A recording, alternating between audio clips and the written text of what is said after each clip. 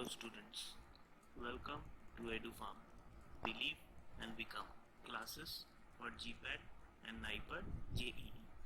Like, share, subscribe to our channel, hit the bell icon to get further notifications. Hello students, welcome to a new informative session which we will be discussing about digestive system. Now, digestive system is one of the most important system that helps to regulate various types of functions of our body. It is a process by which complex biological molecules are converted into simple molecules, like for instance lipids to fatty acids like linoleic acid, proteins to various amino acids like leucine, valine, etc. Carbohydrates into simple sugars, usually glucose, and it also helps in breakdown of food. The other effects of digestions are to remove harmful substances from our body and to get rid of solid waste. The next slide, which discuss about the organs of digestive system.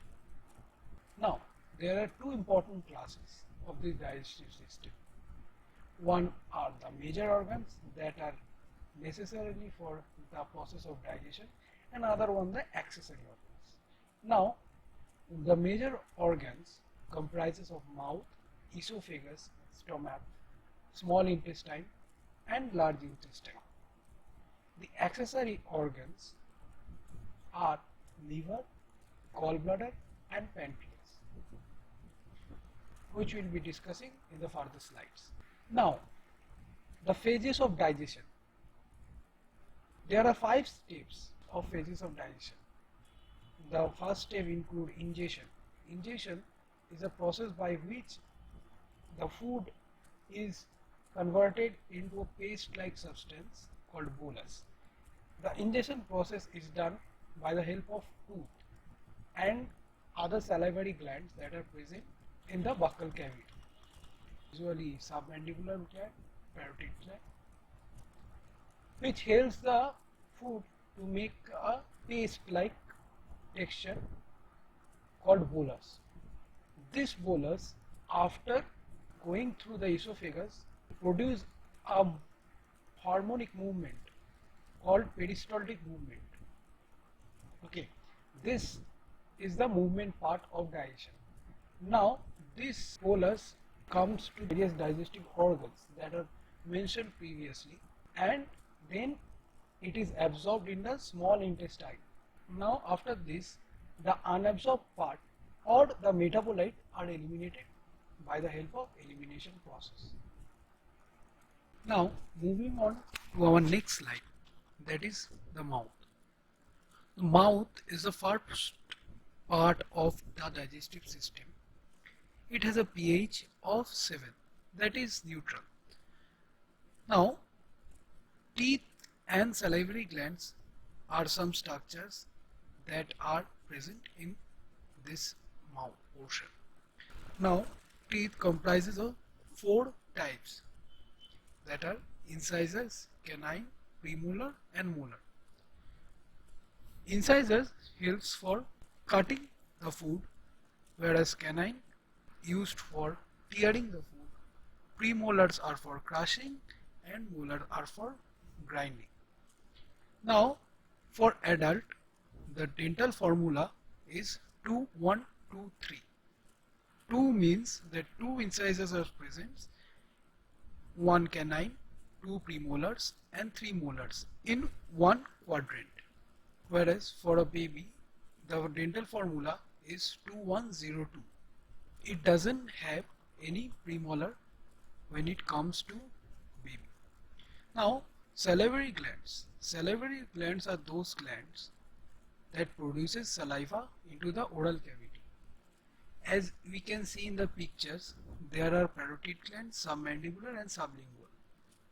Parotid gland, it can be easily infected by bacterial infection, can cause parotitis.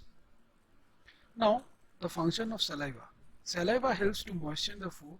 It contains ptyalin or salivary amylase that helps to digest starch into smaller disaccharide, that is maltose and other disaccharides, and later to monosaccharide. It helps in the formation of the bolus. Now, the next slide, which tells us about esophagus. Esophagus is a tube that connects the mouth to the stomach. Okay. Now, the location, it lies behind the windpipe called trachea. The trachea has an epiglottis that prevent the food from entering to the windpipe and helps for a smooth movement or transition of food to the stomach. Now, bolus travels down in a wave-like movement that is previously discussed, known as peristalsis. Before entering the stomach, it passes through a muscle that is just near the junction of the stomach, known as cardiac sphincter. It is also known as esophageal sphincter. It helps to prevent the backflowing of stomach acids, that is HCl, to the esophagus, and thus in normal condition prevents from the burning sensation or burning sensation that can be seen in case of acidity, that is for the backflowing of acids to the esophageal line. Now moving on to our next slide, that is stomach. Stomach is J-shaped muscular sac. It has inner folds called rugae.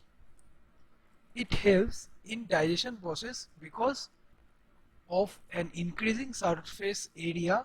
Now, stomach has different types of cells present, namely goblet cells, parietal cells, chief cells, and G cells. Goblet cells helps in mucus secretion. Parietal cells helps in gastric acid, that is hydrochloric acid secretion. Chief cells produce pepsinogen and G cells produce gastrin. So, food or the bolus is mixed with the gastric juice, which is secreted by these cells and helps in the digestion process. It is now termed as chyme. HCl that is produced by stomach helps in killing the bacteria or the other pathogens that are present in the food.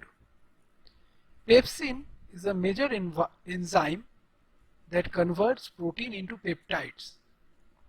Mucus lubricates the food and protects the gastric lining from the destructive HCl. Now bolus is converted into chyme after 4 hours of mechanical and chemical digestion process. Chyme then passes through the pyrolic sphincter into the small intestine. Now moving on to our next slide, that is about small intestine. Small intestine is responsible for the complete digestion process of all macromolecules and their absorption also. Now small intestine is about 10 feet long, though it is only 1 inch in diameter. It has 3 parts, visually duodenum, jejunum and ileum. Now the first section, that is duodenum, where most of the final breakdown of food occurs. The pancreas sends bicarbonate and the liver and gallbladder sends bile directly to the duodenum. It is U-shaped organ which is approximately 30 cm in length. Now duodenum is lined by folds of tissue called villi. This villi is covered by fine brush called microvilli. Jejunum is the middle section of small intestine where the major absorption process takes place. It is approximately 2.5 meter long. Ileum, which is approximately 3 meter long, has fewer villi and microvilli with respect to other two parts. Although absorption also occurs here and it is responsible for pushing the waste material into the large intestine. Now the last organ that is responsible for digestion, which is a major organ, is large intestine. Large intestine is responsible for the absorption of water and various types of vitamins. It is composed of caecum, colon and rectum. Now, caecum is the first section of the large intestine. It looks like a pouch, as you can see in the figure. It is approximately 2 inch long, and digestive liquid passes into the colon via ileum through this section of large intestine. Now, colon comprises of 4 parts, that are ascending colon, transverse colon, descending colon and sigmoid colon. Colon is responsible for water absorption and absorption of salt. Ascending colon, as the name suggests, it is termed due to the ascending nature, situated just right lower end of the liver. It pushes any undigested food or debris up from caecum. Transverse colon is a region where the food travels from left to right side and present just under the stomach. Descending colon, where the debris is pushed downwards, and the sigmoid colon, as the name suggests, it is S-shaped, as we can see in the figure, which empties the large intestine to the rectum. Rectum measures from 1 to 1.5 inch, rather 1.6 inch. It empties through anus. So here the 5 major organs that we have discussed are mouth, esophagus, stomach, small intestine and large intestine. Now moving on to our next slide, that is liver, which is one of the accessory organs that are responsible for the digestion. As we know, it is the largest organ of our body and it has approximately 1.5 kgs of weight. It produces bile. Bile is a greenish yellowish fluid which is made up of bile pigments which are responsible for fat absorption. The liver helps in breakdown of red blood cells. It stores various types of vitamins as well as sugar and glycogen. Now the next slide is gallbladder.